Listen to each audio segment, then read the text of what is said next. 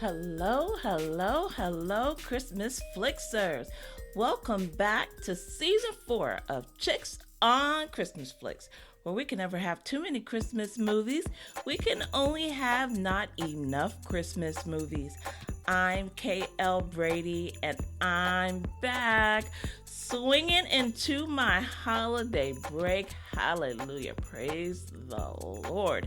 Let me tell you, if there is anybody on this planet, I know there's a lot of people on the planet that need the Christmas break, but honest to goodness, I am chief among them. I am so happy. It was so funny. I had a conversation with my manager before I took off, and we realized, in the discussion, that pretty much since I returned to the company, which was 2 years ago, I have not had a break from assignments. Not one. Like, I've gone from assignment to assignment to assignment. Even when I've taken off, I've been on an assignment in which I kind of stayed plugged into the assignment.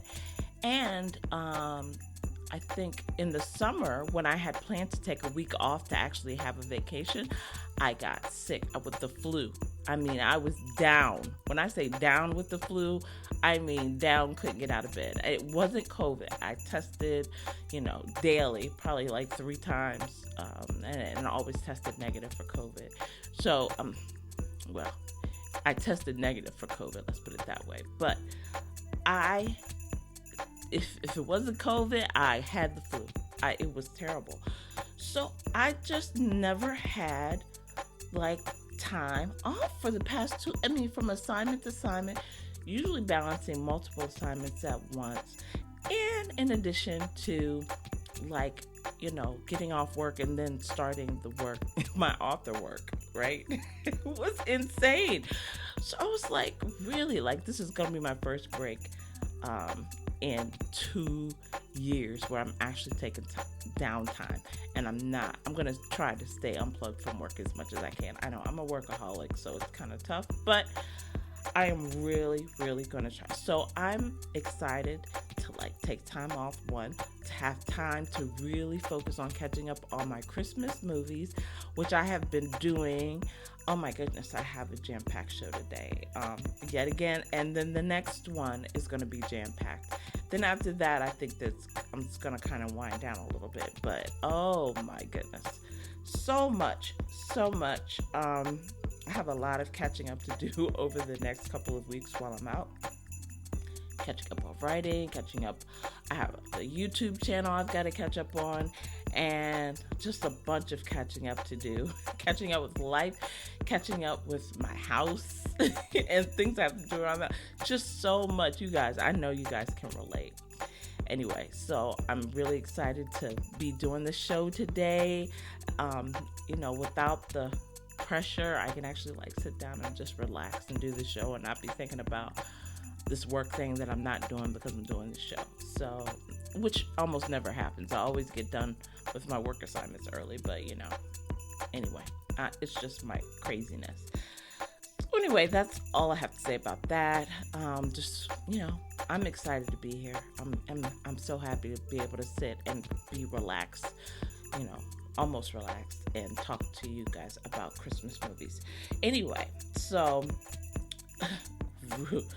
let me tell you, we are in full swing, and we are actually rounding out and coming into the final inning, right?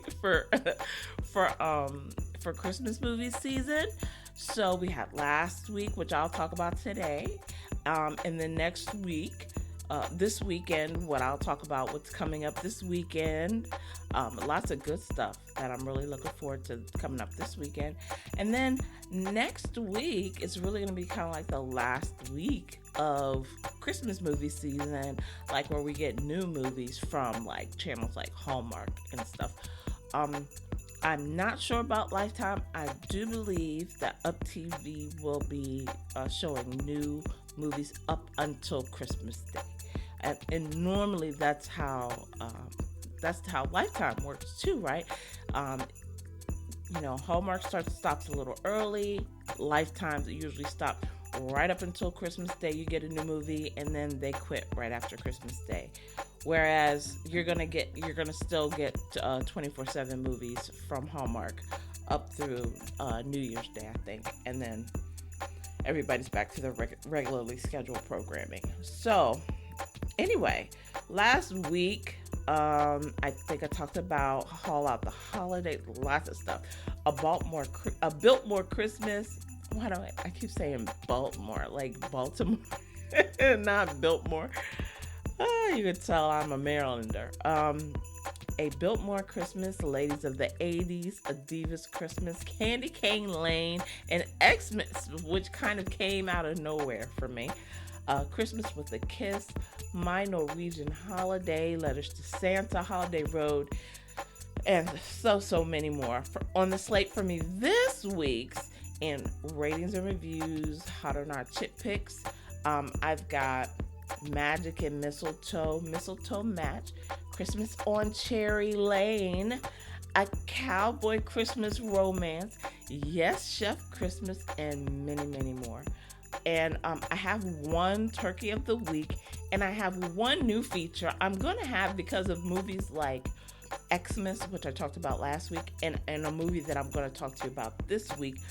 And the new feature is going to be Secret Santa, which is going to be a counterbalance to the Christmas Turkey of the Week, right? So the Christmas Turkey of the Week is the one where I'm like, it's like wah, right? I'm not like super thrilled about the movie for some reason or another. Like I might even, somewhat liked it for some reasons, but there are like too many reasons that I didn't like it. That'll end up on my turkey of the day, my Christmas turkey of the week list. Well, Secret Santa is going to be the one where I wasn't expecting to see it. It was a big surprise. It's on a network that maybe we don't normally track, and that we find some Christmas treasure there. I don't know about you, but I've always gotten like good stuff from Secret Santa gifts. So I always equate Secret Santa with a positive experience. Unlike, not necessarily like a white elephant gift, right? Because, sometimes you actually do get the white elephant, which is not a great thing. But for Secret Santa, it's a good gift. So I'm really looking forward to talking about stuff this week because, man, we've got a packed stuff for last week, and then coming up this weekend and my show early next week, I'm really going to get into some of the meat of the season for channels like Lifetime and Hallmark and Up TV, and even some ones that we're not expecting. There's a lot of movies out there that are new for 2023 that I wasn't even aware of, and like I'm supposed to track this stuff pretty closely. So, this season kind of got away from me, my work schedule and stuff. Hopefully things will be slow. We'll have slowed down a little bit for next year. We'll see how that goes. Anyway, first things first. St. Nick shout-outs. As always, I love to begin this show with shout-outs to the listeners. It's my favorite tradition on the show. I can't believe we're coming to the end of season 4. Can you believe, end the season? We have, all next week, and, the end of, Monday of next week. It's not this coming week, but the following week is Christmas. I mean, this year has gone so quickly. And so anyway, that just makes me even more grateful for everybody who listens to the show. I, as often as I can, I go back and look at the stats and see what locations are new and have been watching the show. And I know there's a lot of steady listeners that have been listening to the show straight through, and I'm grateful for you guys too. That's why I think I started doing kind of my highlight, the top 10 locations, and it doesn't matter where. I don't try to pick out new locations for those. It's just the top 10 locations for listeners at the end of the season. So I'm gonna do that again this year. I keep building my my bucket list for Christmas locations, and so many have come from doing this show. Anyway, today I'm going to do the longer St. Nick shout outs because one, I haven't done it in a couple weeks, I know, because I've kind of, shorted you guys on this because I've been, have had such long shows. Today, because I missed a couple of movies, like I don't think it's going to be as long. So anyway, I'm looking forward to digging into this. I've picked 5 listener locations, and with that said, remember, I don't know who you are, but I know where you live. So let's get started. So the first location today on my St. Nick shoutouts is Massillon, Ohio. Massillon, Ohio. Now, I kind of want to say I remember Massillon just a little bit, and I want to say that it's since I want to say it's like Cincinnati, Columbus area. Well, I lived in Ohio. I lived in a little town called Bel Air that was like a little river town. And anyway, but I went to Akron University for the University of Akron, a zip. I was a zip, and I want to say I remember like people, like friends of mine from school, being from Massillon. So anyway, I'm excited to have Massillon folks listening into the show. So in terms of Christmas in Massillon, they have the big thing, right? So like they had like a Christmas parade and all that. They do a lot of stuff in November, like right around Thanksgiving. And so like it was kind of out of date. But what was still what you've still got time to see is Santa. So they have a Santa's cottage. Not a workshop, but a cottage. And this begins from November 25th, every Thursday and Friday from 5:30 to 7, and Saturday and Sunday from noon to 2 through December 23rd. And so they have this where your kids can go and sit on Santa's lap. I don't know, like, is that PC anymore? Like sitting on Santa's lap? Do we do that anymore? I haven't had to take my son in years. So I don't know if they're doing that anymore, but okay, so you sit beside Santa on another chair instead of on his lap. That's fine too. And then they have the Christmas snow theme light display. You know how crazy I am about Christmas lights. The Christmas snow theme light display, that's a Massillon-centric project, and the light display was created by the same duo that created Wonder, the Canton Light Festival, earlier this year for Canton, right? So it's gotta be in that area, right? It's gotta be in the Canton, Cincinnati, somewhere down in there, right? So anyway, this apparently is like a major thing, like this big light display, and of course the Santa. So very, very steady traditions there for Massillon, Ohio. Thank you guys for joining the show. The next location on the list, number 2, is Maryville, Illinois. Maryville, Illinois. Thank you guys so much for joining the show. Now, let me tell you something. When I went to look for Maryville, Illinois, what came up, and they kind of have these home light displays. I'm crazy about a light display. Love me some twinkly lights. Love this. Well, anyway, check out #Chicks on Christmas Flicks. Probably later when you're watching the show, I have it programmed to release later this evening. But oh my goodness, the light displays they have in this location called Barbarato Lane in Maryville, Illinois. They have the most amazing light displays on the house. And some of them are even synced with Christmas music. So, they kind of move with the music. Oh my goodness. These light displays looked amazing. I wish I lived on the street where they had crazy displays like that. I mean, not crazy like crazy good. Christmas crazy good light displays. So anyway, check out. I hope they don't mind that I shared those pictures, but check out hashtag Jigsaw on Christmas Flicks later. You will see the light displays that I am talking about, and they have actually a couple of videos on YouTube. If you look up Barbarado Lane in Maryville, Illinois, you will see these light displays, and you will see the music that goes with the light displays, and it's just a fantastic thing. So anyway, I'm excited. Thank you guys so much from Maryville. Thank you for. Next on the list is Tucson, Arizona. Tucson, Arizona is number 3. Thank you guys so much in Tucson for joining the show. I actually have family in Arizona, although I don't think they're in Tucson, but I can't remember where.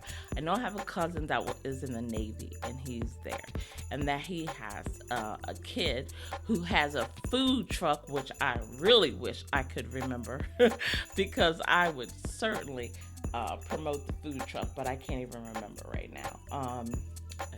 I've got menopause brain, so my memory every now and then it's really great, and then other times it really blows. Okay, but anyway, Tucson has a bunch of Christmas activities. They have Celebrate Christmas in downtown Tucson. They have the Downtown Parade of Lights in December. I don't know if that's already passed or not, but it's an annual event where, of course, visitors and locals come together, and they have the big parade.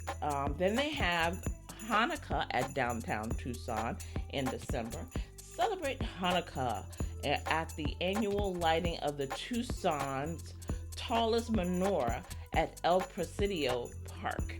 Visitors can enjoy a spectacular light show by Cirque Roots, holiday treats, crafts, and personal menorahs to take home.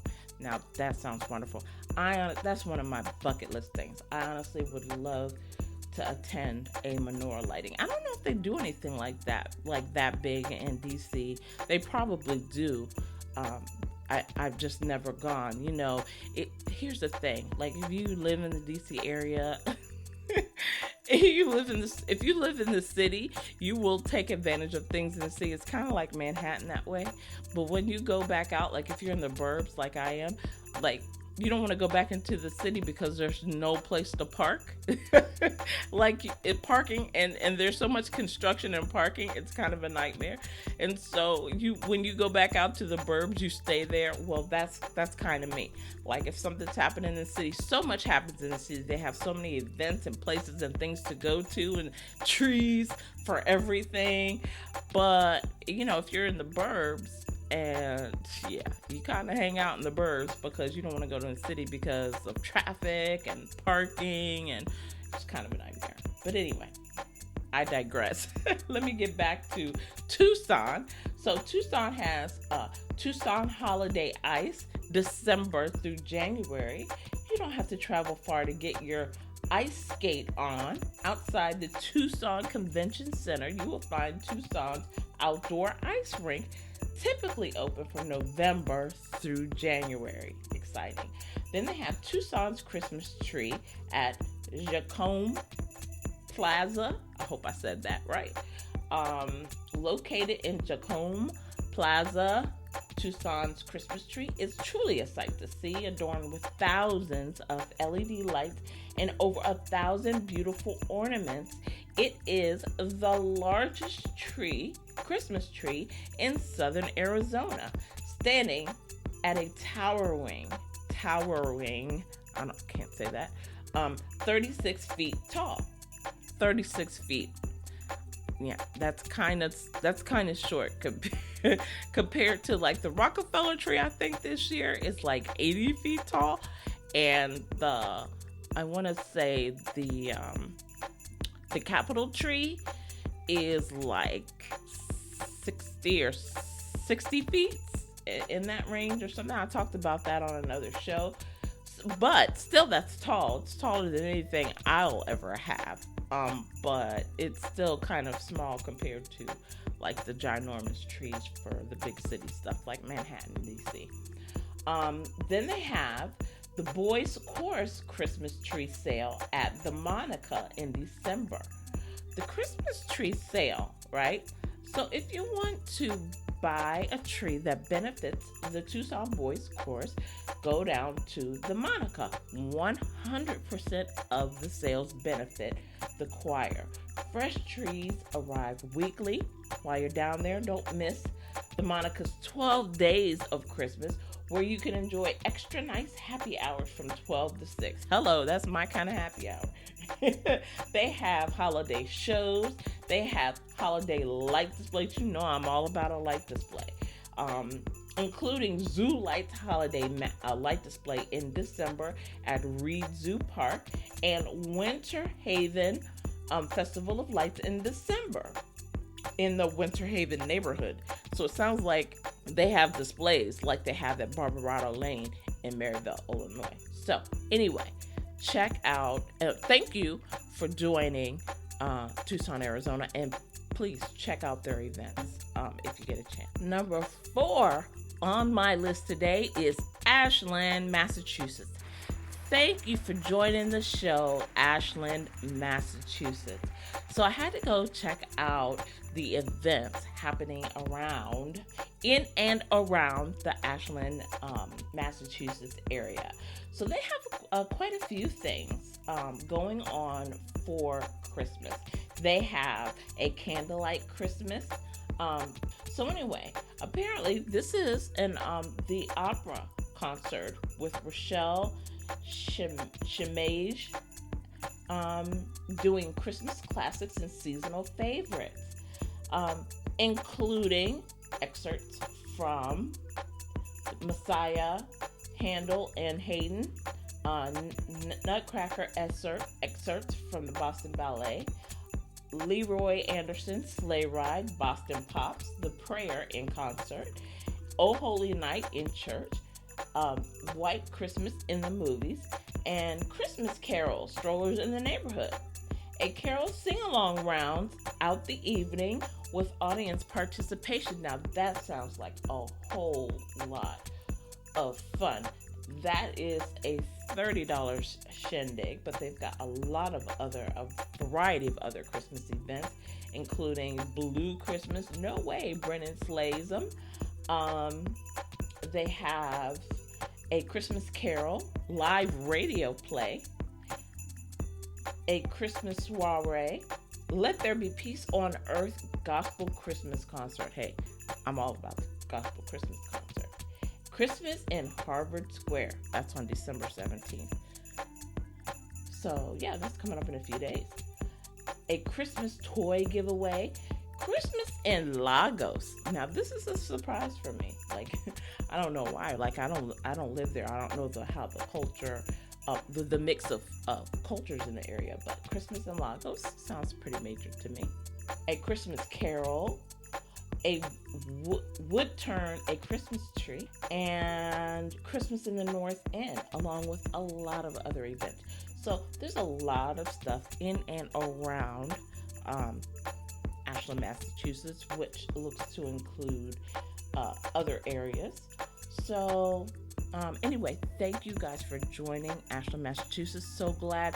Hope people go out and enjoy some of the Christmas events happening in and around Ashland. Okay, and number 5. Number 5 today is Croydon, South London, England. Now,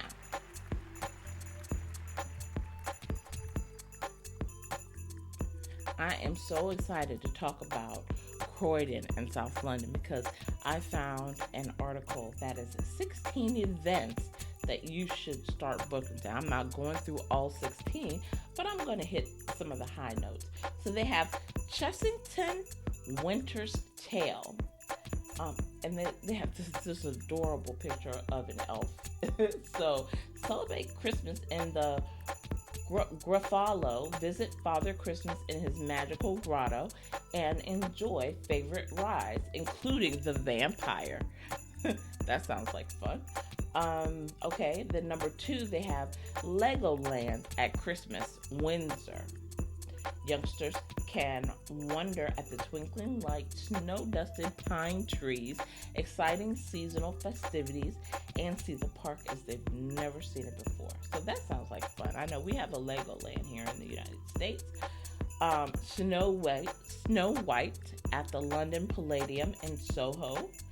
So that sounds like fun. Dawn French stars alongside returning London Palladium pantomime royalty Julianne Clary, Paul Zerdin, Nigel Havers, and Gary Wilmot, who are joined by Strictly Come Dancing's Vincent and Flavia in Snow White. Now that sounds like fun. We have pantomimes. Like I don't know that I've actually seen pantomime in the United States. So I would be like down to see that because that's something I would not normally see in the United States. I don't know when the last time I've seen anybody pantomime in the United States. If I've ever seen that. I don't think I've ever seen it. Another one is Hyde Park Winter Wonderland in Kensington. So I kind of watched the royal family. So things like when I hear Windsor and I hear Kensington, like they all kind of just remind me of like the royal family. And I don't know if that's a good thing or bad thing for people in the UK, but it does remind me. The names remind me of the royal family. Anyway, the Christmas festival returns with more than 100 rides and attractions, including ice skating shows, a circus, roller coaster rides, street food stalls, festive bars. Hello, I'm all about the festive bar and live music. So that sounds like a whole lot of fun. The Hyde Park Winter Wonderland in Kensington. And then last but not least is that I'm going to talk about today is Meet Father Christmas at Hamleys, London. So where better to see Santa than in the famous London toy shop? Oh, now that sounds like fun. As part of a group session, children will hear magical stories of Christmas, write their own Christmas wish list, and meet Father Christmas himself, all surrounded by the finest toys in the world. This goes on from November 24th to December 24th. So a cool 30 days. And then you have to buy tickets for that, and it's on sale at hamleys.com. Okay. Anyway, what I'm going to do is post this article of the 16 wonderful things to do in South London in Croydon. And anybody who's interested can see it there at #ChicksOnChristmasFlicks. But so thank you, Croydon, South London, for listening to this show. But I'm going to move on now to Ho Ho Ho holiday headlines because I've just got so much stuff to talk about, not only in the headlines, but actually in the ratings and reviews. Okay, so recaps and reviews, lots of stuff to talk about there in Hot or Not Chick Flicks, and I didn't want this to take forever, so we're gonna get into the Ho Ho Ho holiday headlines. So the first thing I wanted to talk about was Paramount Plus. I counted at least 5 movies that are on Paramount. 2023 Christmas movies that are on Paramount Plus that I had no idea that were there. No idea. So if you go on Paramount Plus and you'll look up the Christmas movies, and I'm going to talk about one that's on there today, but if you pull up that movie, you're going to find out the other ones that are there as well. And I can't even tell you how surprised I was, and like happily surprised, because while I'm off, I am going to watch every single one, right? Okay. So don't worry if you haven't seen them, if you don't know about them, or if you haven't seen them, promoted on Twitter. I will be watching and promoting them, and they're going to end up on one list. Either there'll be a recap and review, there'll be a Hot or Not, there'll be a Secret Santa, or there'll be a Christmas turkey. That's how that'll work. But I'm really excited because it's like a whole supply of Christmas movies that I didn't know existed for this season. So I'm really excited to look at that. Okay. The next piece of news is on Hallmark. So, what I read today in my Google alerts is that Hallmark is going to be more LGBTQ forward in movies in Hallmark 2024. So they're going queer forward for Christmas movies in 2024. This news comes from Lisa Daly, who's, I think she's the vice president, the company's vice president of programming, Lisa Hamilton Daly. Speaking to the Wrap, Daly said that the Hallmark crew have already decided on their 2024 projects, and they'll mark a major change for the company, with inclusivity being a core goal for the new year. Hallmark plan on producing more queer-forward movies in 2024. We really want people to be able to see themselves in our movies, and we know that people seeing themselves means that there's a wider range of people who are really excited when we tell their stories, she explained. Let me tell you something. That thrills me to no end. Like, I am so excited about that. And we got to see a little bit of it this year. I do look forward to next year and to seeing the level of diversity that they moved in. Here's the thing, though, when Wanya Lucas, when she moved up to the board, right, I just didn't know. Like, I didn't know whether they were going to kind of keep going down the same road they've been going on, whether we were going to see no change, or whether we were going to see some change, like in another direction. I'm pretty sure I didn't expect this. I am very happy to see this, though. So for the new CEO who's taken over for Hallmark Media, I just want to say thank you, and I hope they really follow through with this. I can't wait to see what the slate looks like. So anyway, if you had concerns like I did that because Wanya was leaving, that things were gonna take a different turn, if it's taking a turn, it is taking a turn in a even more positive direction for 2024. So I'm very happy to hear about that. Okay, and then my next piece of news is about Netflix. So I don't know if you know, Norway seems to have been a big theme in movies, Christmas movies this year. Netflix has one set in Norway, and I think there were two kind of set in Norway on Hallmark, right? So anyway, Netflix's movie, the seasonal Norwegian film Christmas as Usual, has claimed the number 7 spot on Netflix's global top 10 movies. The new holiday flick from director Peter Holmsen, Peter, maybe it's Peter, but it's spelled Petter, follows Thea and Jashan as a newly engaged couple navigating their first holiday together with a unique twist. So Jashan, from what I saw I saw a preview of this some days ago, where it's the Norwegian woman is bringing home her Indian husband to meet her Norwegian family.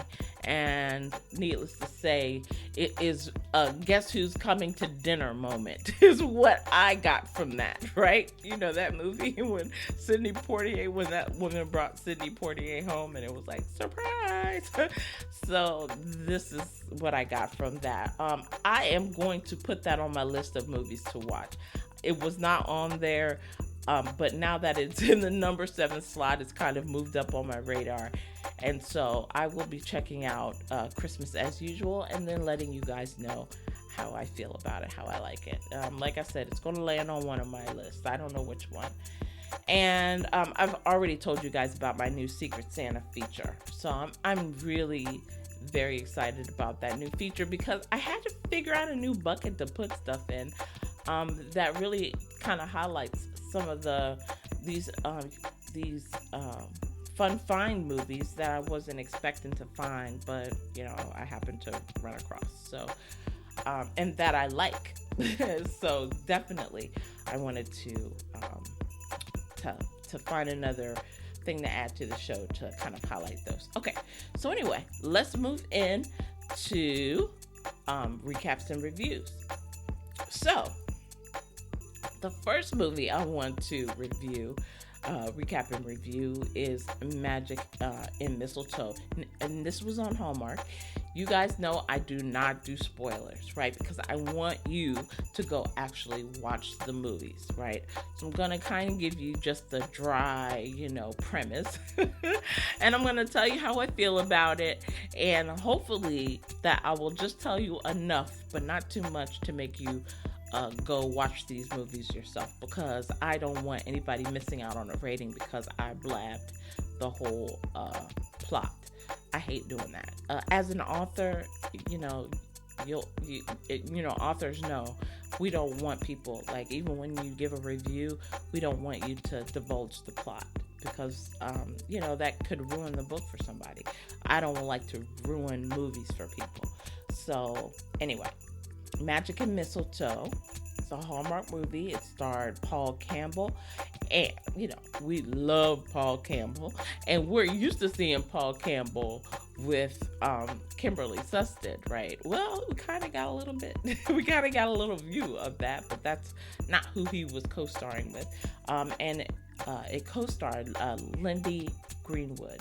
Now, the premise is an author of a Christmas book finds himself in a bunch of hot water when he reveals in a social media post that he, in fact, is not a big fan of Christmas and isn't actually a fan of the books he wrote. And now April, a PR fixer, has to drag him to Mistletoe so he can repair his ruined reputation. The people in the town of Mistletoe are really happy to have him there, even though he's not really happy to be there. And so the big question is, what has soured his outlook on Christmas? And what is going to happen between him and this PR maven? So for this one, I will say, on my scale, I kind of have a scale of like 3 to 5 Christmas trees, where 3 is I was able to watch it all the way through, that it held my interest in general, and it might not be something that I want to rewatch.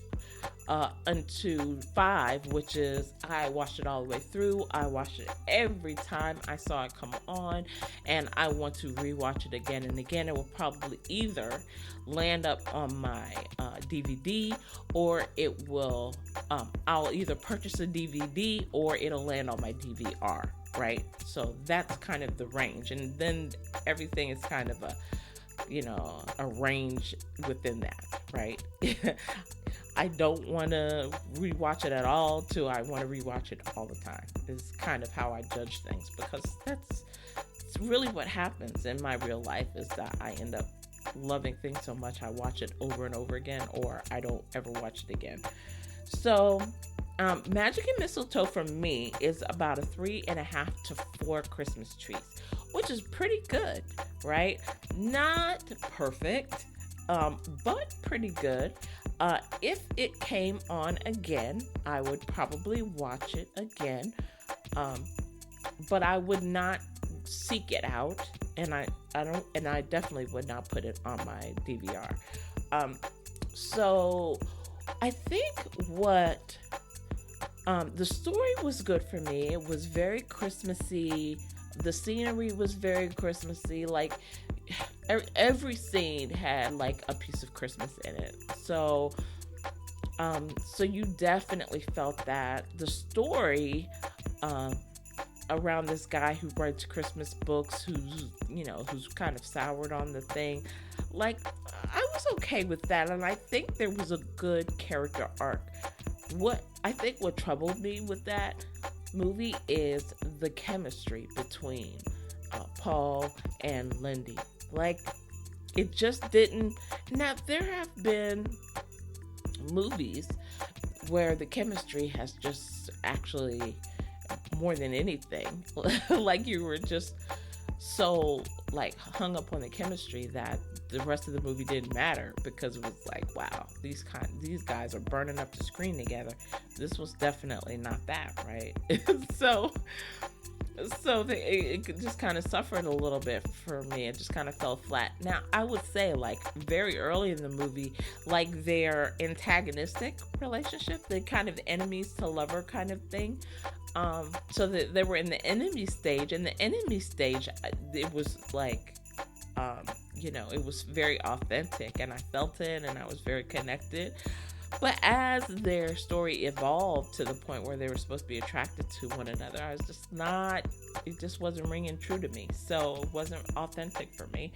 And therefore, it got us a little less of a rating. But to me, the dialogue was good, the writing was good, the story was good, the story arc was good. He goes from the Grinch to the,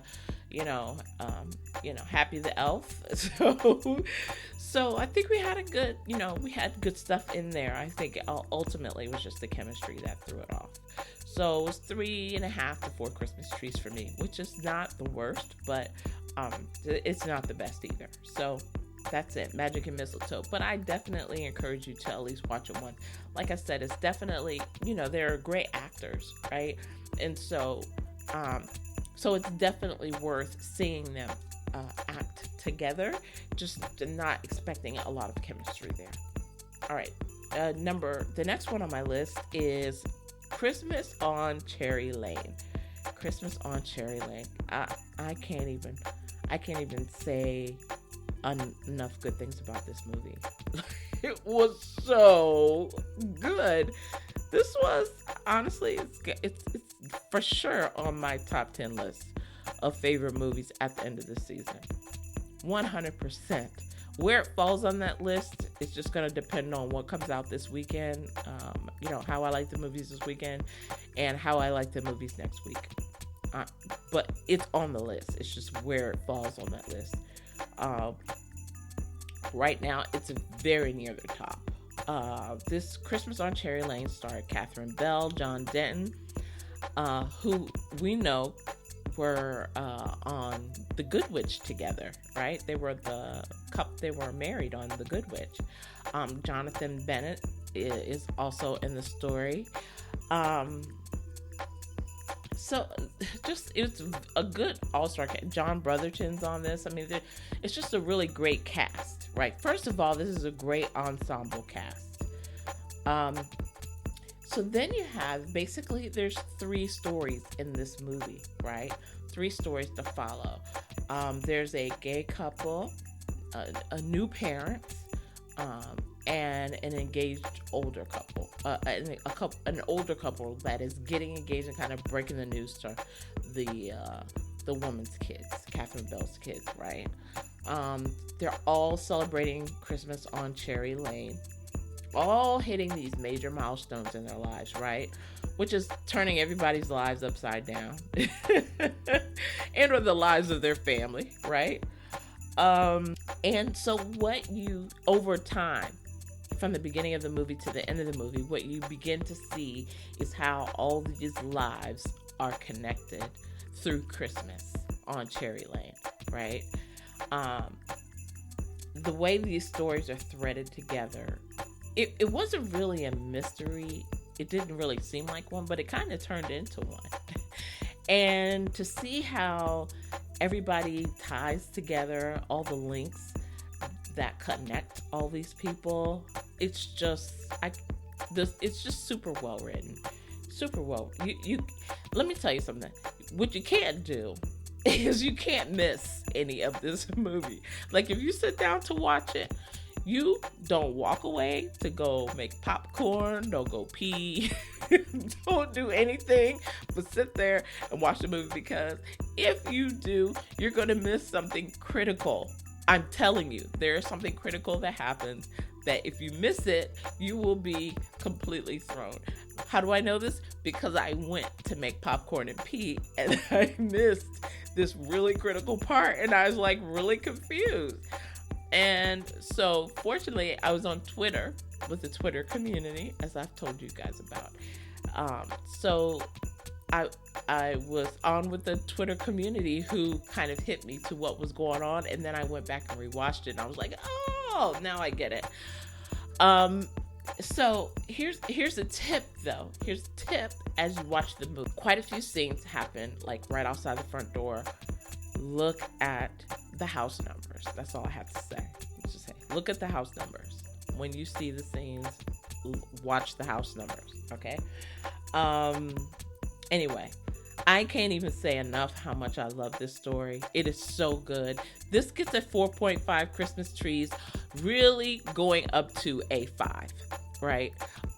And the only thing that, at the end, I think I'll assign at the end of the season, I think I'll assign my 5s. I have a few movies that have hit the 4.5 mark. And I'll assign 5s at the end of the season. I feel like, this is in the top running for a 5. So if I have to pick one out for a 5, like this is one of my 5s. Okay. So very good. If you haven't seen it yet, oh my gosh, watch it. I'm telling you, do not get up, do not move, do not do anything. Don't turn your face away from that screen. You done, because you will miss something critical and you will spend the rest of the movie like, what happened? And because what you needed to see was in that like 3 seconds that you turned away from the screen.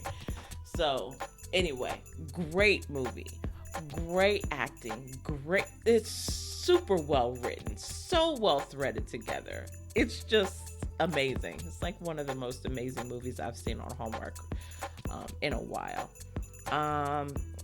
And so anyway, just watch it. That's all I have to say. Just watch it. That's really good. I mean, this is high praise.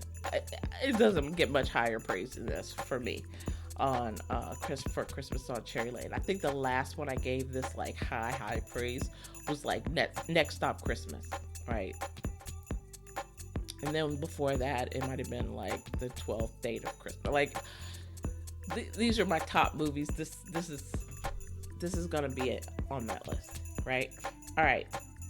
The next movie is Yes, Chef Christmas, on Lifetime. This starred Tia Mowry and Buddy Valastro.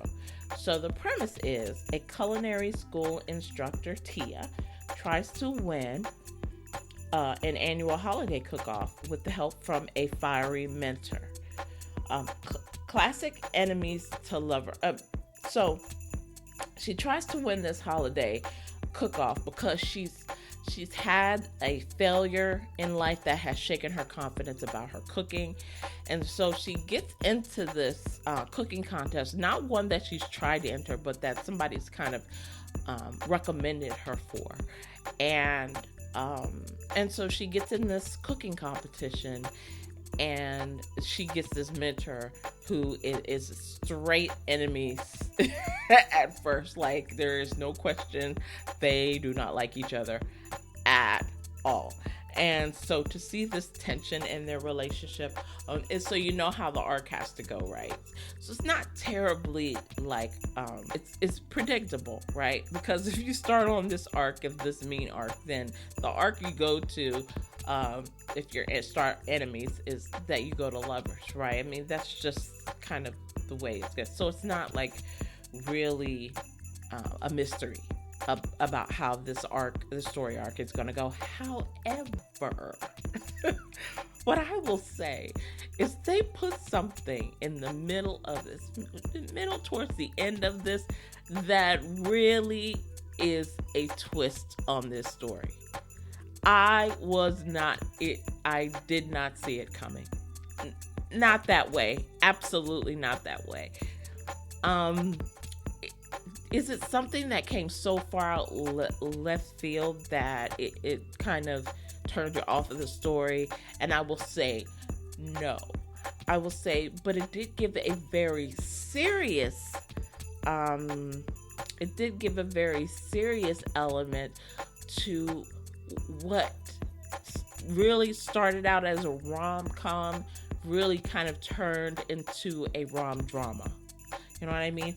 And so, um, if there was any part of the movie that I would have changed, is I would have figured out a twist that could have kept it a rom-com, and that wouldn't have changed it into a rom drama, because in the beginning it didn't start out that way. Really, you thought it was a rom-com, right? You started out, it was just the enemies to love a rom-com, and your mind was set on that, and this twist really took it off of that. And so that, if I had an issue, like, that's the issue that I had. Like, it changed from into something that it didn't start out being, right? If there was a little more drama in the beginning, then you can take it, right? It could be a rom-com drama all the way through, but it really went from a rom-com to a rom drama, which kind of changed the whole tenor of the story. So, but let me tell you something, didn't make it me enjoy it any less, that's for sure. So all in all, like I said, I give this 4 Christmas trees, right?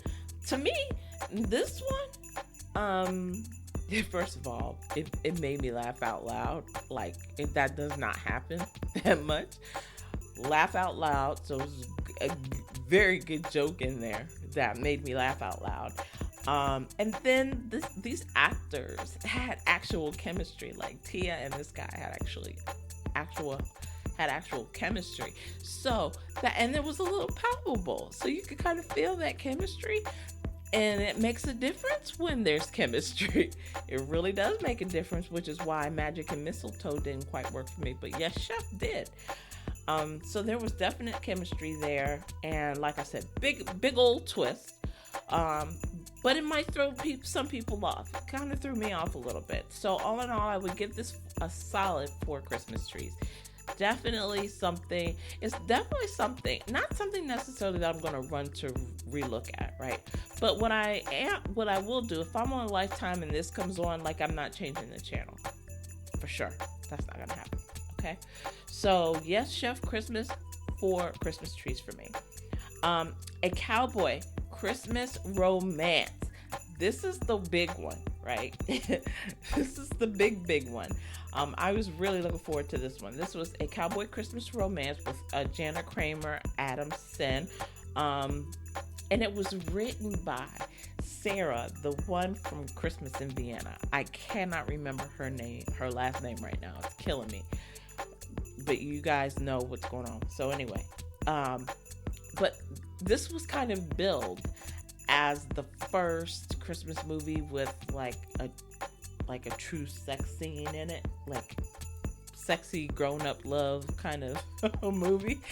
And I was like, wow, where are they going with that? So I heard the marketing around it, but then I actually watched the movie.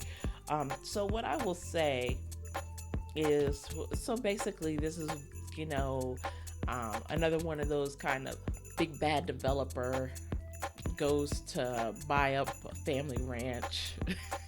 You know how that goes, right? And there's resistance from the family. They don't want to sell the ranch, but they're in trouble. So you've got that element there. And then in a slight twist, she has kind of broken away from her family. Her family are the bad guys, right? They're the ones that go up buying all the small family ranches. But she's kind of broken away from them. But she still has the last name, right? They're Crenshaws, and they're the bad people. She has the bad people name. And the guy knows that the Crenshaws are not great people. So he has, at first, they have this very adorable meet cute. But then he finds out she's a Crenshaw, and he's like, ugh, no, you can't be a Crenshaw.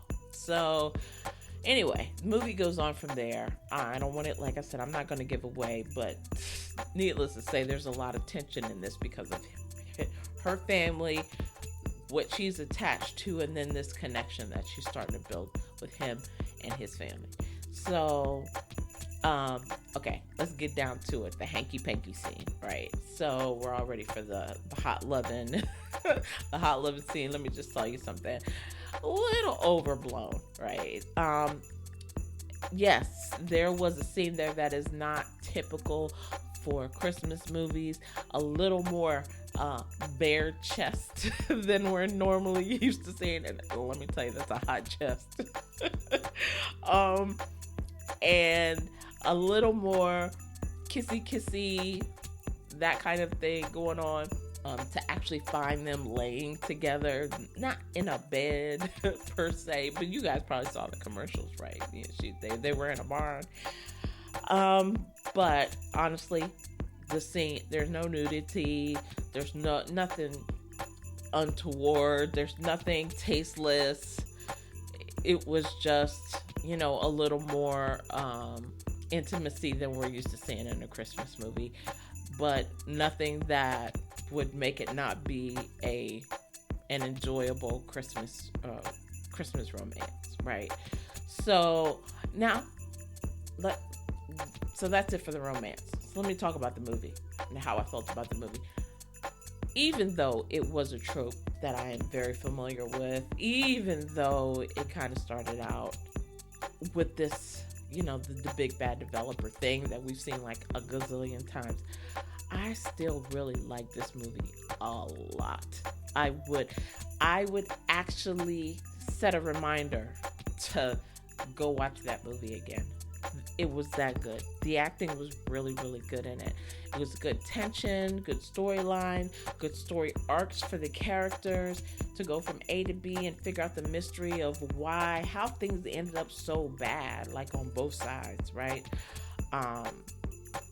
It, sex, quote unquote, sex scene aside, like I really liked the movie. I thought the acting was good, even though it was something, like I told you guys, it doesn't matter to me if it's the trope or whatever. I'm a romance writer, so tropes don't bother me.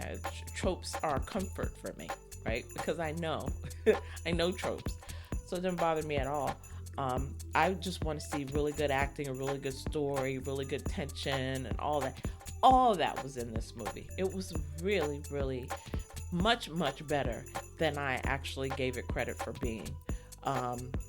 I give this 4.0 to 4.2 Christmas trees, in that I would probably seek this out to look at it again, because it was that good. And the guy, let me just tell you, the guy's hot. The actor who plays the lead, woo, have mercy. He is fine. He is super fine. So anyway, I'm going to take a quick break, but I'll be right back for Hot or Not Chick Picks, my Secret Santa pick, and my Christmas Turkey of the Week. Stay tuned.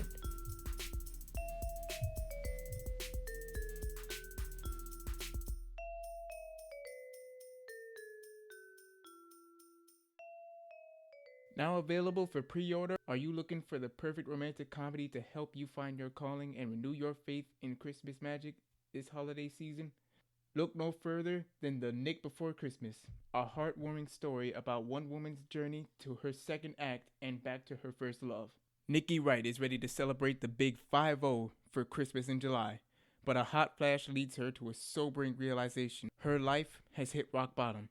Her successes, the home and the car, feel empty. Her vision board has been a waste of time, her job is unfulfilling, and she's mulling over a proposal from Smith, who she's certain she doesn't like. The best day of her life spirals into the worst. During a near-death experience, a meeting with her guardian angel presents Nikki with an ultimatum.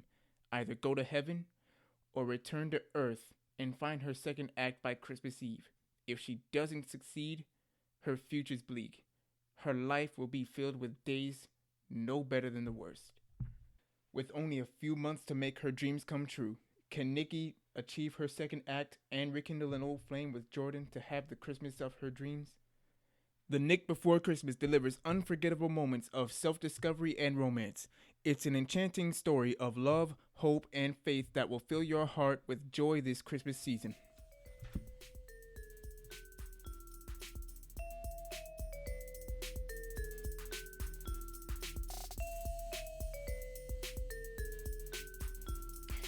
And welcome back to Chicks on Christmas Flicks.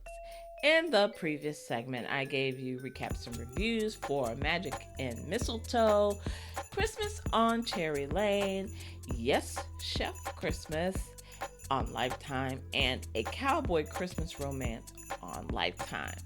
Now we're going to get into the Hot or Not Chick Picks, one Turkey of the Week, Christmas Turkey of the Week, and one Secret Santa, which I'm really excited to talk about. So, not a whole lot of Hot or Not Chick Picks this week.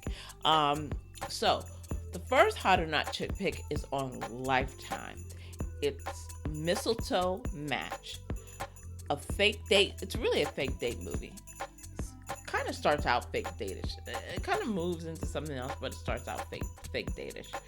And it stars Elena Juatko and Ryan Bruce. And I have to say, I super enjoyed this movie. It is definitely a hot for me. Mistletoe Match on Lifetime. It is coming on this weekend if you have not seen it. If you haven't seen it, but you want to see something good, funny, a good funny romantic comedy this weekend, Mistletoe Match is your movie. Mistletoe Match on Lifetime gets a hot from me. Fake date movie. Okay? The next one is Time for Her to Come Home for Christmas. I had this on my list for a few weeks and I never got around to it, but I finally got around to watching the whole thing. So I really enjoyed this movie. It starred Sinead Grimes, Chris Carmack, Jane Kidder, who I remember from the Beyond Magic Beyond Words or something like that. She played in, the lady who wrote the Harry Potter books in her biopic that was on Lifetime. So it was nice to see her again. And then Jay Brazeau, who always plays like that Santa character, like he played in A Hat's Off to Christmas, kind of the dad, but kind of the Santa, quote unquote, the Santa figure in a lot of movies. So this was a really good mix of stars, and I really just enjoyed the actual movie. You know what? It reminded me a lot of The Christmas Doctor with Holly Robinson. You know how Holly was a doctor, and during Christmas time, she was invited to go to a town to serve as a stand-in doctor for a period of time, and then some other secrets came to light. This is kind of in the same vein. You have Sinead Grimes, who is kind of like a singer. She's a choir director who's asked to come in and help a church choir improve its performance. And so then you hear the first performance of the choir and you're like, oh Lord, she's got a lot of work ahead of her. But in reality, you could hear all the voices, and it's all beautiful voices. They just were all kind of doing their own thing and had to get on the same page. Anyway, so she helps them, helps this choir, but then big twist in the middle of it. So in this way, it's kind of like Yes, Chef, where it was kind of going one way, and then you get this big twist in the middle of it, and you're like, whoa, where did that come from? But it more fit into this movie because it was more of a, if it's on Hallmark Movies and Mysteries, it's a rom drama, right? So there was no surprise. It didn't go from rom-com to rom drama. It was a rom drama from the beginning. And so I think the twist fit a little better in this movie than it did in Yes, Chef. So, but anyway, I enjoyed this movie a whole lot, even with the twist.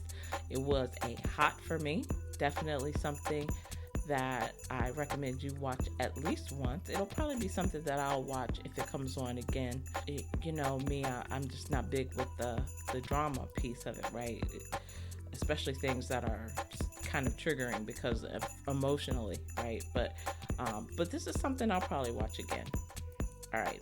And the next one is The Recipe Files. Now this was on QVC Plus. Now, let me tell you something. I went into this movie a little skeptical because last year they had Holly and the Hot Chocolate on QVC Plus, and I was like, not loving that movie at all. It was like an hour, and I was like, where's the rest of the movie? It like ended way too fast. And I was just like, where's the rest of it? Like 2 movies were like that last year. I want to say it was like I Believe in Santa on Netflix, and then that one, they were both like really short. And it's like they were testing out, is the short form going to work for us? And I think they found out very quickly, no. So this year they came back with the Recipe Files. That was an hour and a half. It was 90 minutes. So it had a pretty good cast. Morgan Bradley, Doug Noble, and then Ashley Simpson. She was the actual draw for me. Like when I saw that she was going to be in this, I actually looked at it for her. Lisa Long, Suzanne Neff. There's a few people that I kind of recognized from other things, and then other people that I didn't recognize at all, but that's okay. But so the Recipe Files was a Christmas mystery, and dare I say, it was not a bad one. It wasn't bad at all. It was quite surprising. So the premise of this, and I'm going into the premise for this because it's a QVC Plus and not everybody has it. You have to download like a free app, and it is a free movie. You don't have to pay to watch it. But you have to take a few extra steps. So I'm going to give you the premise for this one because you have to go through extra steps to watch it. After losing her job, a baker, Isabel, finds herself seeking adventure in a new town. When she suspects her recent thrift store find, a mysterious recipe book, may hold clues to its former owner's death, she sets out to crack the case. Now, here's the thing about this movie. Now, I'll say the mystery is good. What I will say is that, when we're looking at like a Christmassy kind of movie, right? We are either looking for a drama or we're looking for comedy. And even when we have our mystery, we're kind of looking for a little comedy with our mystery or straight drama. This one, it tries to be kind of rom-com, funny, mystery drama. And it's kind of too much. To me, it's like pick a lane and stick with it, and then kind of move into that. But so it started out as kind of rom-com-y, and you think it's just kind of gonna be funny, and then it's like, and there's an actual death involved, and then it's like, that's not funny, I can't really laugh at this because somebody actually died. So anyway, because of the kind of pick a lane thing, that's the only thing I will warn you about when watching this movie. But in terms of being a mystery, it's not a cozy. To me, it's not a cozy, right? Even though there's no blood or you don't see anything at all. Really, it's the death has happened. It's passed, and it's now just trying to figure out who did it. But I don't know. It just didn't quite sit right with me. So what I will say is I'm definitely going to give it a hot, right? It's definitely a hot. Just kind of, set your expectations for something that is not rom-com-y and it's not full out cozy mystery kind of thing, that it does kind of get a little dark there for a minute. But it's a late minute, like late into the movie minute. So anyway, that's it for the Recipe Files. So catch the Recipe Files on QVC Plus. It's a good movie. It's just, don't set your expectations for one particular lane or the other because it kind of hits multiple lanes. All right. So now it's time for my Secret Santa. My Secret Santa for this week is going to be called A Vineyard Christmas. It is on Paramount Plus. I found this one because the screenwriter actually reached out to me, and I think I've seen that she's kind of reached out to several like Christmas movie podcasters, right? And which I think is great. Like I wish more writers would do that, because like we're the audience for that, right? But her whole goal was just to put a Vineyard Christmas on my radar. It was not to like ask me to watch it. Definitely not to review it in any way, one way or the other. 100%. My views are mine. Da da da. So with that said, I was really like, I liked this movie, and I liked it a lot. It starred Nikki McKenzie and Victor Zink. Now, you guys will know Victor Zink because he's been in a ton of movies, like on Hallmark, Up TV, and Lifetime. I've seen him on like all three of those, including Love on the Sidelines. These are the ones where I know him mostly from, like Love on the Sidelines, where he played like a friend to the football player, like the best friend to the football player who ends up dating the sister, right? Him. And then The Sweetest Heart with Julia Gonzalo. In that love triangle, he was the other guy, the guy that didn't get the girl, right? So I loved him on those things. But he's always kind of been the best friend, the guy who doesn't get the girl, the thing. I've never seen him like really in a starring role, except for on Lifetime. I think he played in one movie there. He was kind of more in a starring role, but apart from that, like I really hadn't seen him too much. So when I saw this one come up, I was like, yeah, okay, I'm gonna watch this. Let's see how he does in this role. And I gotta say, like, I really liked this movie a lot. So the premise of this is Heather, the host of Read Between the Vines, is determined to create the perfect Christmas episode. So she hosts this kind of TV show thing, and so she wants to create the perfect Christmas episode by featuring a unique winery from her hometown. Now she's got ulterior motives here.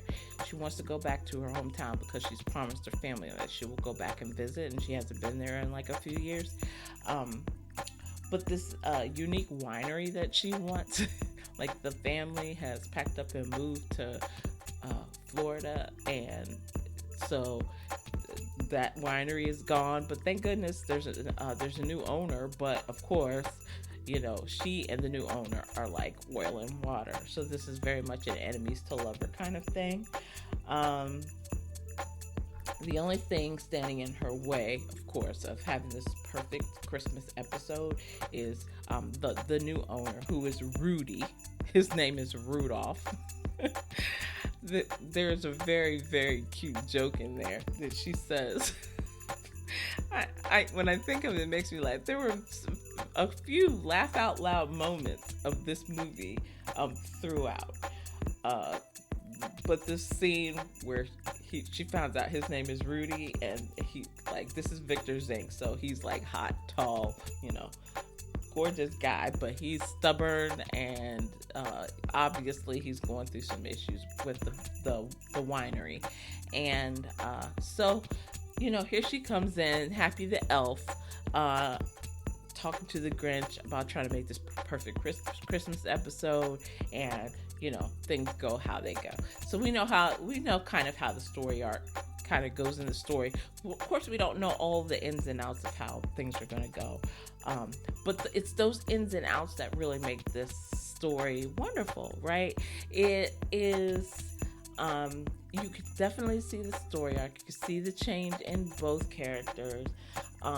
You can see how, who she reminds me of? I had to figure out, like, her mannerisms and stuff is like Katie Leclerc. I don't know. She's like one of my favorite actresses from the Hallmark movies. She's been in Lifetime. She did Christmas a la mode on Lifetime, and then this on Hallmark recently. She did Letters to Santa, right? So, but if you look at the mannerisms of Nikki McKenzie and Katie Leclerc, they have very similar mannerisms, very similar ways they kind of play through scenes and stuff like that, which, you know, is kind of like they're very different people, right? So it's funny that I would see like the similar mannerisms in them, but I think anybody who really like knows Katie and watches Nikki, they will see those similar mannerisms. Anyway, so that all aside, I really enjoyed a Vineyard Christmas. At the end of the day, do I recommend this one to watch? 100% I do. Like this, like I said, it was kind of a hidden gem because it's not something that I was going to go looking for, and it's not something that popped up for me for some reason or another. Like, it didn't pop up on my screen, but it's on Paramount Plus along with like 4 other movies that are on Paramount Plus. And so now that I've seen this one, I want to check out all of them.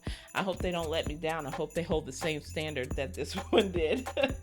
But the screenwriter is Katie Wilbert.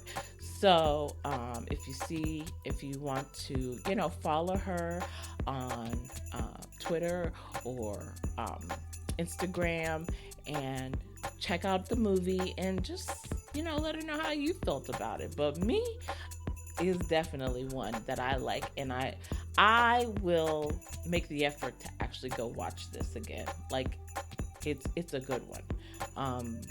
This one, will it be on my like top 10 list? I don't know about top 10 because I've got so many on it right now. Top 15 for sure. Like, and it may end up on my top 10 list when I break it all down. I don't know, but anyway, I really like this one, so definitely go check it out. I'm glad. Thank you, Katie, for putting this on my radar because I really enjoyed this one. All right, and so going into opposite land. It is time for the Christmas turkey of the week. And my Christmas turkey of the week goes to UpTV Yuletide the Knot. Okay, let me tell you something. I had such high hope. I had such high hopes for this movie that I actually DVR'd it just in case I fell asleep, so that when I woke up in the middle of the night, 2 o'clock in the morning, that it would be on my DVR and I could watch it. This movie starred Peter Porte, so you know Peter Porte from a bunch of Hallmark movies, right? So it's Peter Porte and an actress named Mary Antonini. Now, what I will say about Yuletide the Knot is that there is a lot to like about the movie. There just wasn't enough for me to like the actual movie. I mean, like the whole movie, right? But there's a lot of goodness within it. It's just not enough goodness to like boil me over and make me say I like it. Like, I know I like a Vineyard Christmas. That when I say I know I like a Vineyard Christmas is exactly why I know that, you know, Yuletide the Knot is my turkey of the week. So the good. Let's talk about the good first. The good in this movie is that Melissa Peterman is in this one. If you know Barbara Jean, you know how I feel about Reba, and you know how I feel about Barbara Jean, right? Like, she's one of my favorite people. So Melissa Peterman is in this movie. So yes, she is in Haul Out the Holly, Lit Up, but she is also in this movie as well. So she did 2 network thing, right? But she is hysterical to me. She's like the funniest thing in this movie when she's kind of drooling over Peter Porte. And honestly, there were hints of Barbara Jean in her behavior, that she's like lusting over this guy, right? It was so funny. And to me, honestly, like, her scene is like the most entertaining thing of the entire movie, to me. Other people may disagree, but to me, that's how I felt about it. Okay, so the bad. So let's start here. The chemistry, let's say the chemistry was not chemistrying. Like, there were some issues with the chemistry. The chemistry was giving You know how they say, like the youth of our day say now, it was giving this or that. To me, it was giving like dry potato salad with like cran raisins. Like, it was not good at all. Dry potato. Yes, I said dry potato salad. Okay, I was not feeling the love. That alone was not enough to kill the whole movie for me, but it was enough to kind of put the movie in a coma. Right? It didn't kill it, but it was in a coma. It was in a deep, deep, deep sleep. Then the other thing that killed me is like there's like bursts of like spontaneous song. This is not a musical, mind you, but there were like bursts of spontaneous song in here, and there's like 10 people like joining in on the song, like these spontaneous songs written by somebody's mama, like not like well-known Christmas carols, but these like, you know, one-off songs written by somebody's mama in a corner. How does like all 10 people on the screen know the song? How does everybody know the lyrics to this like custom-made song? And nobody sounded bad. Like there's no Weird Al Yankovics in the group, right? Everybody can sing. Everybody's voice is beautiful. They harmonize wonderfully, and they sing these one-offs of songs. Like, how does all the people in the scene know this freaking song? Like, it didn't even make sense. So yeah, I was not. Yeah, this one was a note for me. Like, it was definitely the Christmas turkey of the week. So, Yuletide, the knot. Now, that is not for you to say. Go check it out and you make your own decision. And just be forewarned about the things that I've said. But Melissa Peterman's, to me, Melissa Peterman scenes, you know, even though they're short, like they're worth watching for sure. So, if you haven't seen the movies, or if you're thinking about checking it out, maybe one day, you know, they're gonna. Now, I have to tell you, like next week, Up TV goes to like its full slate, right? So it starts like the all day slate through the week, through next week, and probably through Christmas. So I think they start running movies like 10 or 11 o'clock in the morning, and they run through about 10 or 11 o'clock at night, something like that. Maybe 1 o'clock at night. They usually run movies till like 1 or 3 o'clock in the morning. But yeah, I think it's like 11 to 11 or something like that. So there's going to be more Christmas. And then, you know, they have a lot of their Christmas classics, you know, when they were back in the no cookie cutter phase, like those movies. So they're sprinkling those movies throughout the slate, and those are the ones that I really like to see from Up TV. I'm not crazy about a lot of these new ones, but those classic ones are truly, truly good. So if you can catch some of the classics, it is well worth watching. And check out my top 3 of the day. I know I've kind of fallen behind on those, but now that I'm on vacation, I'll catch up with those and put those out at least once daily. Maybe some days, depends on how many movies that I really, really, really want to watch or want you guys to watch. I may do more than one set of 3. Okay. Anyway, that's it for today. I know that was a lot. Stay tuned for episode 12 and what's coming up next week. So much. Okay, so this evening, Heaven Down Here with Crystal Brown, Tina Lifford, and Juan Ridinger. I think that is how you pronounce his name. So that is tonight, Thursday. Hopefully I'll get this episode out tonight. I have a lot of editing to do. I don't know, it may come out Friday morning, like very early Friday morning, like after I swim, but it'll come out Friday.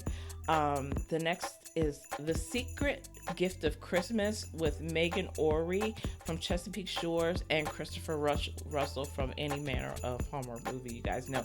Now, here's the interesting thing, like, Christopher Russell he was one of those that made the exodus over to GAC, and now he's back with Hallmark. Interesting to see. It's not a full out exodus like from GAC back to Hallmark, but I've seen like Cindy Busby, who I think left and came back, and then now Christopher Russell. So it'll be interesting to see as GAC continues to, uh, do what it's doing on their station, whether we'll see other former Hallmark stars come back to the fold, come back into the fold. I'm of the mind that, if you come back to the fold, welcome. Yes, I was probably a little bit snarky when Cindy came back, but I think I got it out of my system. And so now it's like, hey, you're back. That's wonderful. Okay. Now, the next movie is Sealed with a Kiss. I like Katie Finley, who stars in Sealed with a Kiss. So that comes on Saturday. I'm looking forward to that. Katie Finley and Evan Roderick. That's not a pairing that I've seen before. No, normally she's with that Wyatt guy, right? But it'll be interesting to see her with this guy. Then on Sunday, Friends and Family Christmas. And now this is the one with Allie Liebert, where she plays the LGBTQ character. They play lesbians who fake date for their family's sake, right? So that should be interesting. That's kind of a twist on the fake dating story, because I don't think I've seen like an LGBTQ fake dating situation. I'm not sure. I don't think I have. Okay. Then on Lifetime. So much goodness on Lifetime too. I've already set my DVR to catch a lot of this, because some of it I know I'm going to fall asleep on because I'm so exhausted from work. The Holiday Proposal Plan, Saturday, Lifetime. Tatiana Ali and Jesse Cove. Then the other movie, they're playing back-to-back 2 new movies. A Christmas Intern with Jack A. Harry, Vivica Fox, and Michael Perry. I don't know. Anyway, but all I saw was Jack A. Harry and Vivica Fox, and I was like, I am on it. To see those two in a movie together, I know that's going to be fun. That is going to be straight rom-com. Like, I feel rom-com happening there. On Sunday, Merry Magic Christmas with Patricia Isaac and Andrew Dunbar. So, looking forward to that on Sunday. That is also on Lifetime. On Up TV, we have Dial S for Santa. That is another Christmas mystery. It'll be interesting if they go cozy mystery, or if they go like kind of other, drama mystery. But it'll be interesting to see which way they go on that. But that is coming on Up TV, 7 o'clock Sunday. Also, I'm going to try to catch the movies I've missed, which is To All a Good Night. You notice I didn't cover that one today. Christmas at the Amish Market, Round and Round, which is the Hanukkah movie about the Groundhog Day thing. It's on my DVR with Christmas at the Amish Market and To All a Good Night, and I just have not had a chance to watch everything. I tried to watch everything before I did the show today, and you see how packed it is, so I didn't get there. And then, so that's it. And then there's like all those movies on Paramount Plus that I'm going to try and catch up with. So I have got a lot to watch this week. Next week, we start getting into the Christmas neighborhood, and I think there's like one more Hallmark movie that's coming out with The Miracle in Bethlehem, Pennsylvania. And after that, I think it's all like they're all done on Hallmark. So then the question will be what's coming on Up TV and Lifetime, and I haven't had a chance to look forward to that. But anyway, still a lot to do for my last 2 like really formal shows of the season, and then maybe kind of one wrap-up show where I talk about my top 10 for the season. Keep an eye out for the Daily Top 3 on Twitter and Instagram. And please stay tuned, because really there is so much more, including I want to have an interview with Katie Wilbert, the screenwriter for A Vineyard Christmas, and my other, and I have one other screenwriter friend who I will definitely not exclude, and I hope that she can also be on this show as well, because I would just love to talk to her. She and I have been kind of in contact. I don't want to like call out her name, and I haven't like talked to her about it, but she and I have been in contact probably over the last, I don't know, couple years or so, 2 or 3 years, something like that. But if I'm gonna have another screenwriter on here, I'm gonna at least give her the opportunity to also get on the show. So I'm excited about that. Hopefully, both of them can carve out some time in their schedules, and I don't know, maybe we can have them all on the show at the same time, like do a roundabout. Anyway, so I'm very excited about this, the idea of all this, and so stay tuned. That's all I can say. Now that I have a chance to catch my breath and from work, and I can kind of get some things scheduled and get some things done, I can start reaching out to people and do some of this fun stuff that I haven't had a chance to do yet. So I'm excited about that. Thank you to my music show editor, Will B. He created all the custom music for this show. He's at Wildcard Music, and you can find his IG page in the show notes. Until next time, remember, at Chicks on Christmas Flicks, we can never have too many Christmas movies. We can only have not enough Christmas movies. Please don't forget to subscribe, leave a review on your favorite platform, whatever that is, and tell your Christmas movie loving friends about the show. Where can you find us? I'm so happy you asked. I'm on podcast platforms across the entire landscape: Amazon, Apple, Spotify, Google, iHeartRadio, and many, many more. You'll find the link in the show notes. Follow us at Twitter at Chicks on Christmas Flicks with X's, and on IG at Chicks on Christmas Flicks with X's. Thank you for listening, and I'll see you guys next week for the next 2 weeks. I'm excited.